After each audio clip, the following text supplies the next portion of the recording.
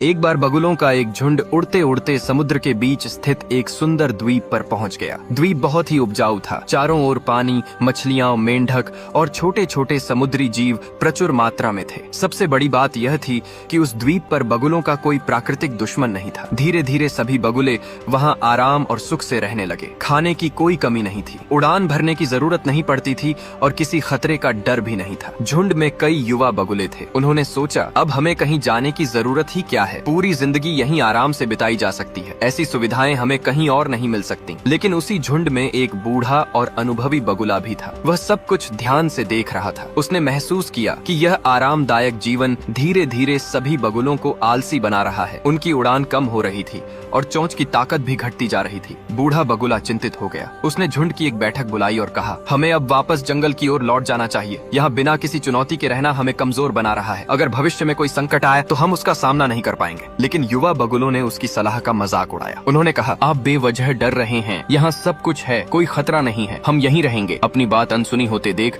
बूढ़ा बगुला अकेला ही जंगल लौट गया। कुछ महीनों बाद वह दोबारा उस द्वीप पर आया। जो दृश्य उसने देखा, उसे देखकर वह हैरान रह गया। द्वीप पर कई बगुले मरे पड़े थे, कई घायल थे, कई के पंख टूटे हुए थे। चारों ओर भय और सन्नाटा फैला हुआ था। उसने एक घायल बगुले से पूछा, यहाँ क्या हुआ? घायल बगुले ने कमजोर आवाज में जवाब दिया, आपके जाने के बाद हम आराम में ही पड़े रहे। तभी एक दिन अचानक एक जहाज आया और इस द्वीप पर तेंदुए छोड़ दिए गए। शुरुआत में हमें लगा कोई खतरा नहीं है, लेकिन जल्द ही हमें एहसास हुआ कि हम उड़ना लगभग भूल चुके थे। हमारे पंजे और चोंच कमजोर हो चुके थे। हम न तो हमला कर सके, न ही अपनी रक्षा, और तेंदुओं ने हमें एक एक करके मारना शुरू कर दिया। यह आपकी सलाह न मानने का नतीजा है। बूढ़ा बगुला यह सुनकर चुप हो गया। इस कहानी से यह सीख मिलती है कि लगातार आराम और सुविधाओं में रहने से इंसान या जीव धीरे धीरे अपनी क्षमताएं खो देता है। चुनौतियां ही हमें मजबूत बनाती हैं। जो लोग मुश्किलों से भागते हैं वही सबसे पहले मुश्किलों में टूट जाते हैं।